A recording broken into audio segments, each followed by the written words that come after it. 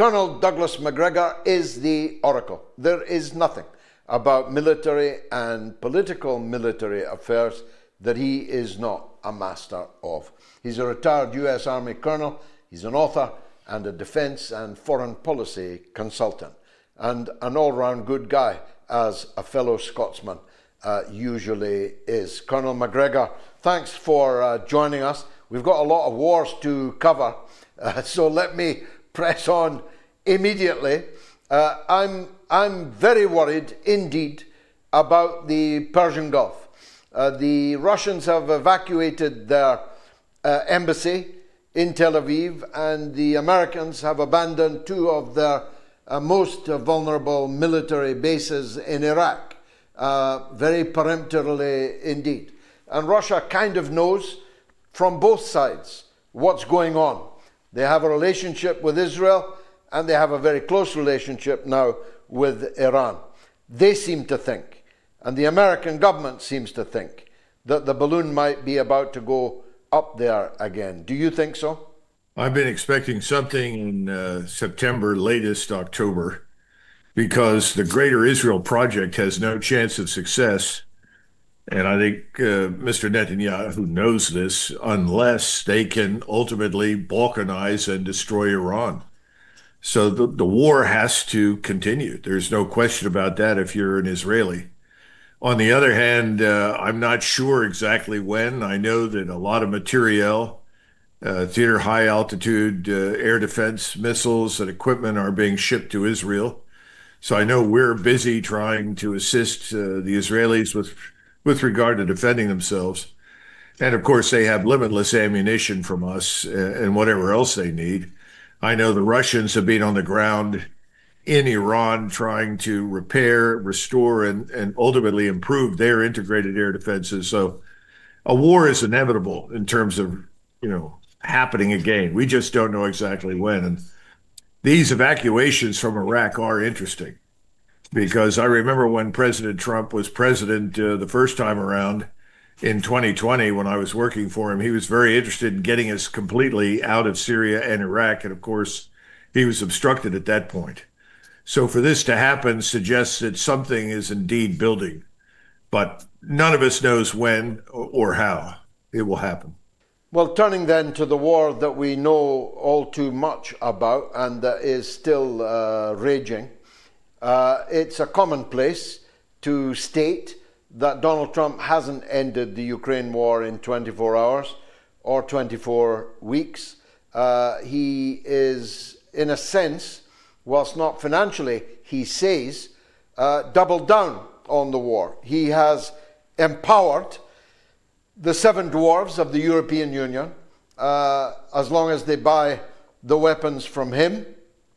He's quite happy for the European Union to supply limitless weapons, limited only by questions of industrial capacity, but to empty their armories, give everything to Ukraine, and for that weaponry to include the potential to penetrate deep into the Russian heartland. I'm thinking of the new cruise missile allocation, which Trump announced, which I think it was 2,000 or 3,000 units will go to Ukraine. These are well capable of penetrating into Russian territory deeply.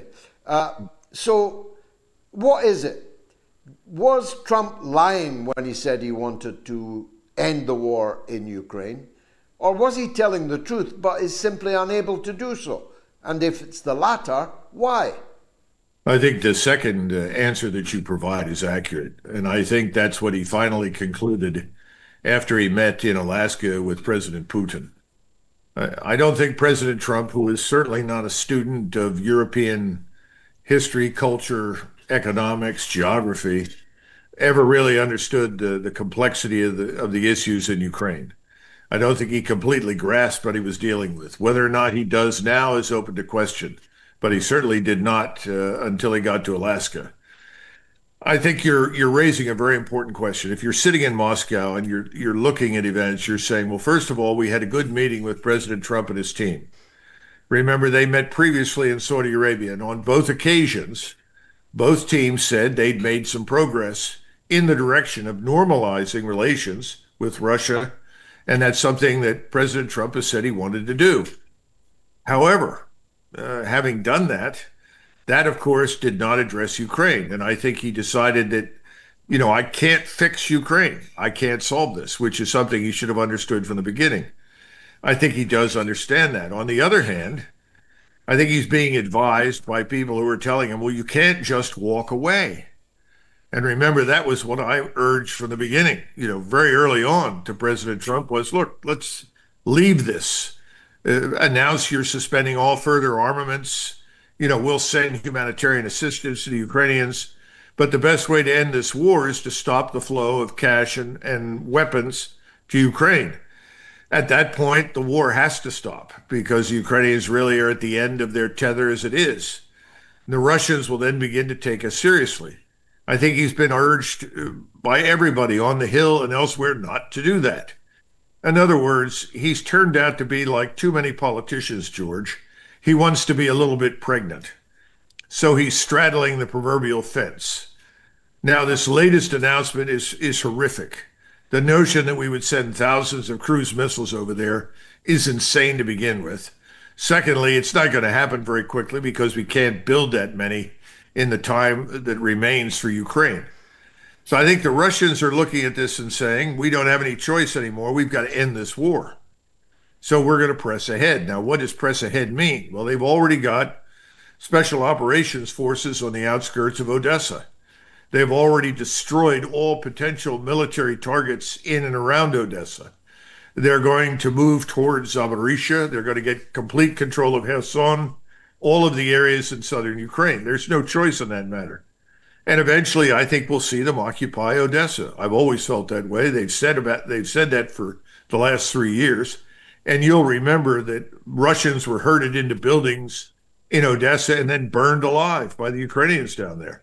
That's something the Russians have never forgotten, and I would not forget that either. So I think those things are on the table. The question is, do you cross the river in strength and go north to Kiev?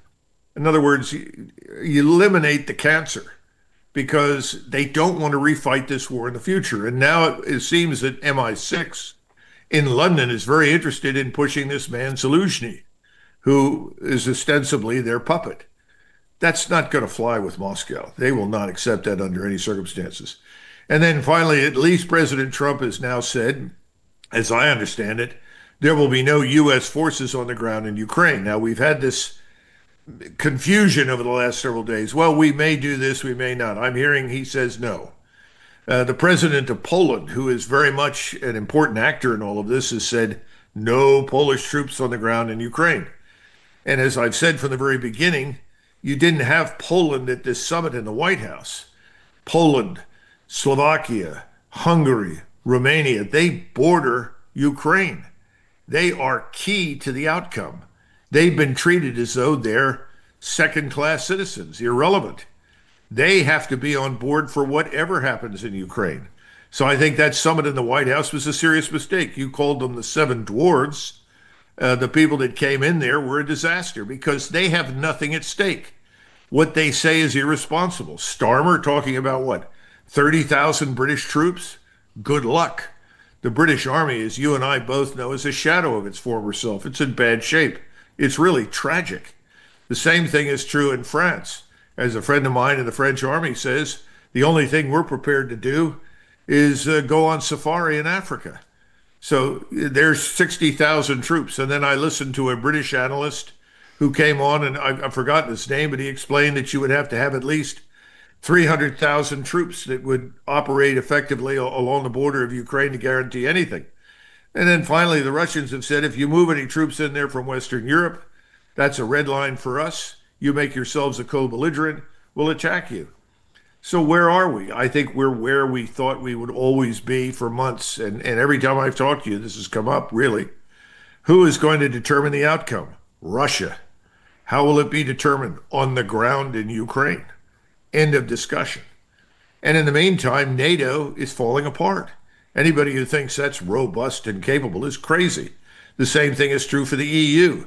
If you live in Hungary and Slovakia and Poland, you're being told you need to accept 1 million people from Africa, the Middle East, and Southwest Asia.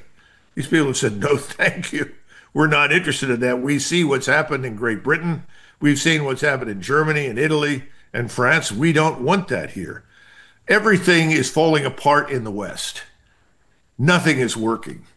So in the final analysis, Russia is winning this war, and it will determine the outcome. We won't.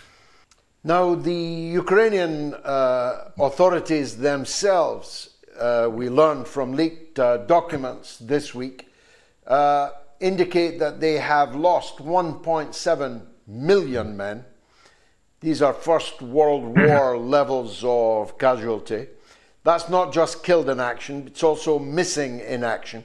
But a very significant number of those are almost certainly dead and being concealed as being dead because it saves Zelensky paying out death benefit to their widows and families. 1.7 million Ukrainians missing in action or killed in action, plus 250,000 deserters, plus 9 million Ukrainians living outside in our countries at our expense, and not very well received, frankly, in most polite society. I saw some of them in Canada, I think it was, complaining about the miserly $2,000 a month that they were being given by the Canadian taxpayer. They are going to remain in those countries. Ukraine is effectively a failed state now, isn't it? I think the nation of Ukraine, if we want to call it that, is in ruins, thanks to this man Zelensky and his backers in Washington and London primarily. Now, if you look at Poland right now, the Polish president, in addition to saying we're not going to send any more troops to Ukraine, they sent several thousand over there. They lost at least 2,000 killed trying to help the Ukrainians. They've said no more, out of the question. They've got several million Ukrainians in Poland. 1 out of 5 of them is applying for citizenship in Poland. So the Poles are now struggling with this because Poland is not that large a country. They've already got 40 plus million.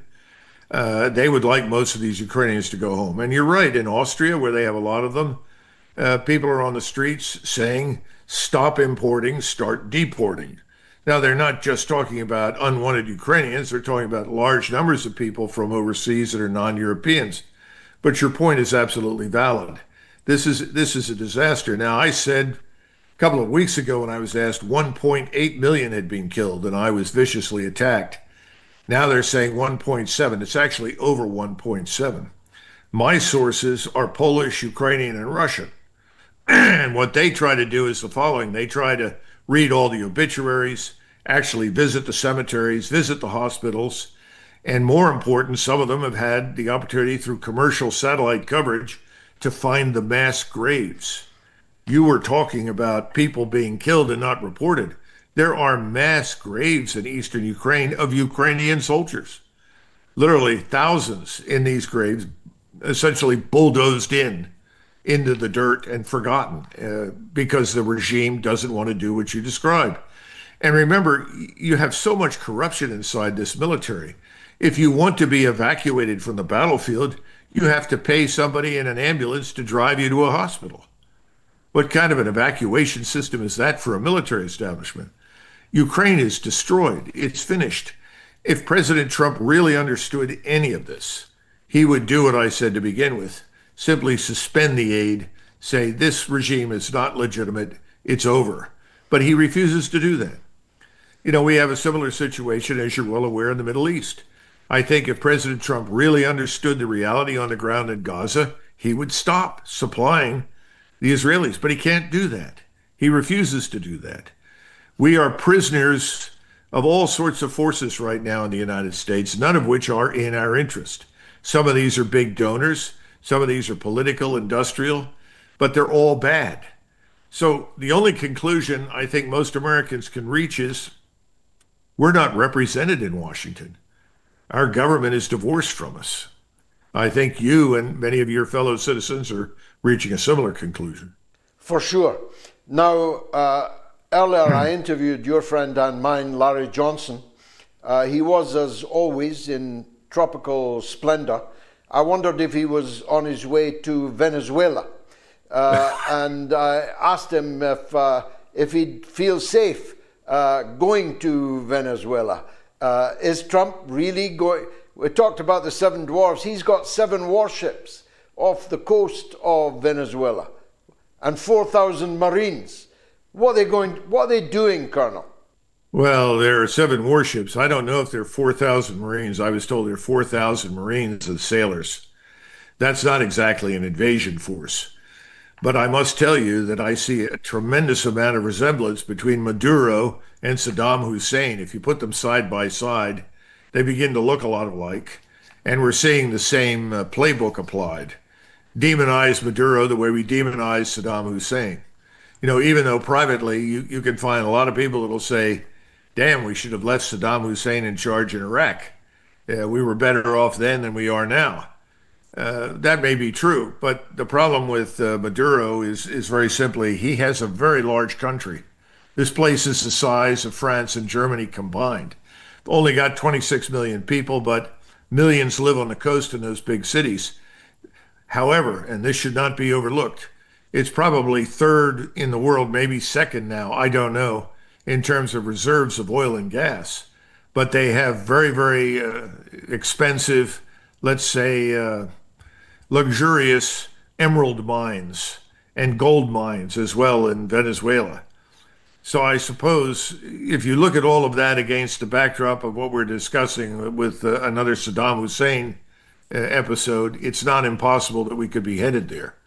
Well, of course, Saddam fell because Russia was on the floor, drunk, having its pocket picked. Putin hadn't picked the country up and dusted it down then in 2003. In 2025, Venezuela has extensive relations, both with Russia and with China. Just signed a massive oil deal with China, and of course has a close relationship with Iran. And so it's all very circular, this. It's the same countries, it's the same actors being threatened by the same people. It's almost like war throughout the world, isn't it? Well, to some extent, you have to admit that what's good for the goose is good for the gander. In other words, we've done these things to the Russians in countries that border them. We've been up to all sorts of malevolent activity in Central Asia, in places like Kazakhstan and Uzbekistan, as well as obviously Ukraine, also now in Azerbaijan, which we see as helping Israel on the one hand, encircle and potentially harm Iran, but on the other side of that coin, Azerbaijan helps us break off Iran from Russia and the One Belt, One Road program, the infrastructure project that provides for rail transportation all the way to and from Iran from Shanghai.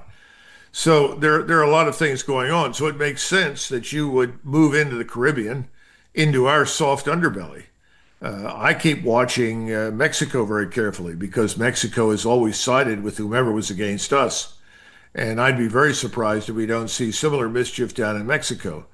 We ought to wake up and recognize the futility of what we've done in the Eastern Hemisphere and come to some sort of arrangement with both China and Russia in the Western Hemisphere. Having said that, though, I don't think the Russians or the Chinese are as foolish as we are. From the very beginning, it should have been obvious to anyone with half a brain that we could not fight and win any conflict against Russia on Russia's doorstep. That's just stupid. Strategically, it's an impossibility. We could not have defeated Germany if we had not had allies in the East as well as in the West to attack Germany during World War II. It would have been impossible. The Germans would have defeated us if we had only had the British as allies and attacked from the West. So the point is, I think Mr. Putin is going to be limited in what he's willing to invest in mischief in the Caribbean directed at us. And I think the same thing is true for the Chinese. So they will give Maduro help, but they're not going to do for him what we've done for Zelensky. which is essentially unconditional support and unlimited funds. That's not going to happen. Nevertheless, it can do us a lot of damage, obviously. But right now, beware of something. 2 Russian bombers landed in Venezuela, and it was treated in Washington as though this was the beginning of a new world war. Well, that's absurd. First of all, neither of them were armed. Okay, let's be realistic. There's nothing happening down there that is so terrible that it threatens our long-term national security. The issue for us is drugs and the drug trafficking and the human trafficking. You don't have to invade Venezuela to stop that. That can be done in other ways. So hopefully someone will wise up and recognize that. We just need to defend our borders. We haven't done that, George, and it's stupid. Is he a well man, Colonel? Donald Trump? Is he a well man? You know, I'm not a physician and I can't evaluate. I just think that sometimes he's coherent and sometimes he's not. And I think that he's in a position where he operates on the basis of instinct and impulse. There is no long-term strategic goal in mind. That's the problem. There's no coherent national strategy, whether it's industrial, economic, military, political. I see no long-term strategy. There was none under Biden. This is not a new phenomenon in the history of my country. The United States emerged from World War II suddenly with a lot of money, very wealthy, very powerful, lots of capability, and decided the world was its oyster. And we started meddling everywhere. Well, we're running out of money, running out of resources.